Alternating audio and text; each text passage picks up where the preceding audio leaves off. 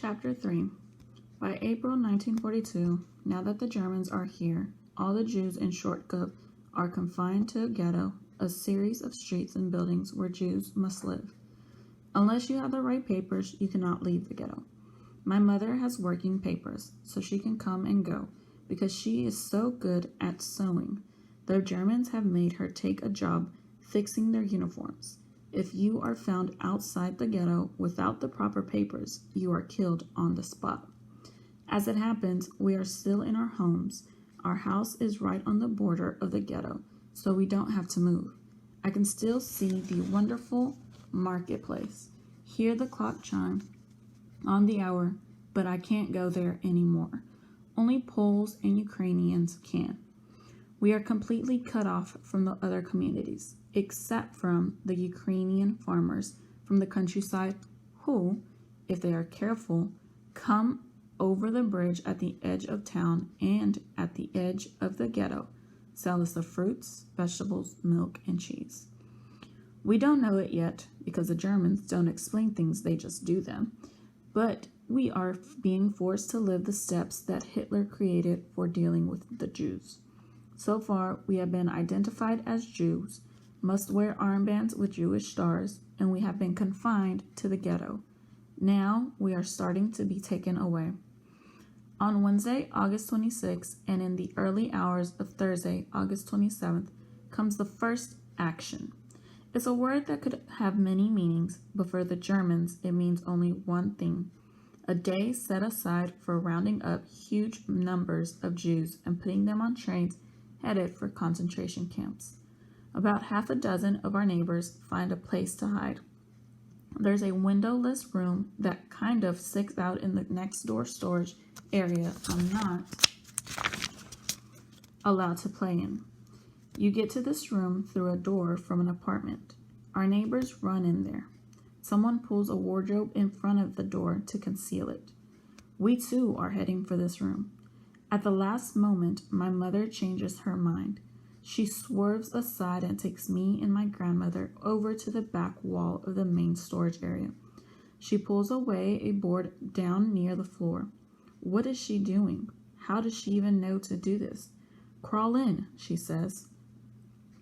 My grandmother and I have to turn around backward, facing away from the wall, lie down on the floor, slide on our backs under the wall, and then kind of shimmy upright again, so that we are standing on the other side of the wall. We are in a long but incredibly narrow space between the storage area wall and the wall of another apartment building next door. My mother comes in last and puts the board back so we can't be seen. There's so little room that all we can do is stand there, facing front, shoulder to shoulder. We can't even move. Suddenly, the whole idea of place changes for me. This space behind the wall isn't just a nothing space. This space has a purpose. It has become the most important space in the world. It can save our lives if we're not discovered. The wall is so close, I can feel my own warm breath coming back at me. I can't move, but I can see there are cracks in the boards right in front of me because it's in back of the house instead of plaster over the wall. It's constructed with mud and straw, a rough finish. There's a musty old smell. We hear police going from door to door, trying to find Jews. We can hear children crying, dogs barking, shooting, glass breaking, Ukrainian policemen yelling, "Dirty Jew!" It's loud and chaotic. We stand there for hours. That night, Ukrainian policemen come into the building. They start banging on the walls. I can see mud slip down through the cracks.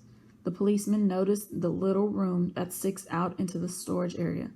They go into the apartment behind it to investigate. They are ruthlessly thorough. They see that a wardrobe has been moved and that it's blocking a door. They push the wardrobe aside and find our neighbors in the room we almost hid in. I see our neighbors getting taken away. One of them points right to the spot where we are standing behind the wall. There are Jews hiding in there too, he says. Let's look. a policeman says. I can't believe what I'm hearing. It's bad enough that Ukrainians, our neighbors for years and years, have turned on us, but a Jew turning on other Jews? It doesn't make sense.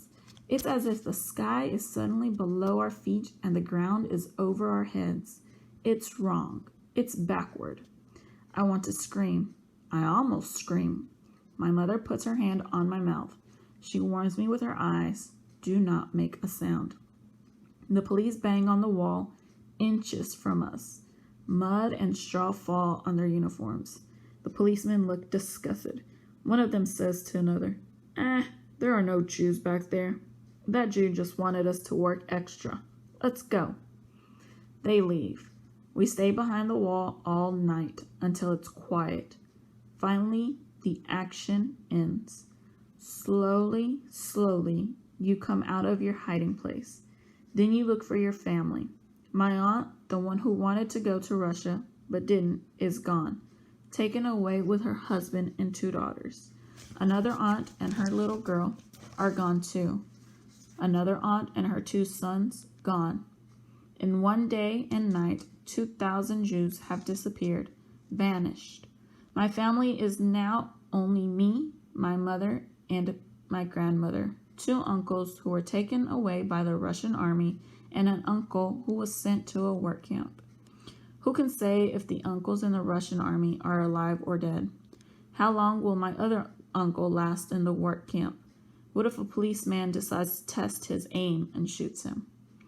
After the first action, the ghetto is reduced, shrunken, so the remaining Jews are crammed into even fewer buildings. Our building is still inside the smaller ghetto, so we still don't have to move. In the days that follow, there are other smaller actions. We go to our little hiding place again. Now it's Purim, March 21st, 1943. Purim, the day that celebrates Queen Esther. Purim is always a happy holiday. It's kind of the Jewish Halloween. Kids dress up and have fun. On her way to work this Purim, outside at the marketplace, my mother, along with a cousin and 2 other women, are stopped by the head of the German police, walking his dog. German police are the Gestapo. My mother has her papers with her. She shows him her papers. It's cold and windy. His name is Kurt Kollner. He decides, I don't know what he decides. Some witnesses hear him say something about how another Gestapo policeman has come into his territory. He shot my Jews, and now Kollner wants to shoot his Jews. He takes the 4 women from the marketplace to the prison courtyard. He orders them to take off all their clothes. They stand there shivering. He shoots them all dead. Meanwhile, I'm behind my building playing. I'm 8 years old.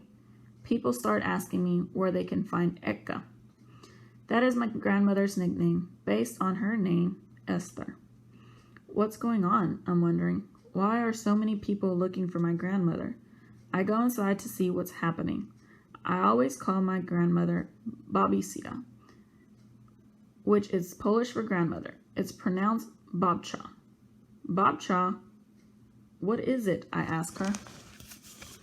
Something very bad has happened to your mother, she tells me in a low, gentle voice. Your mother was shot. I hear the words. Then she says, I'll take care of you.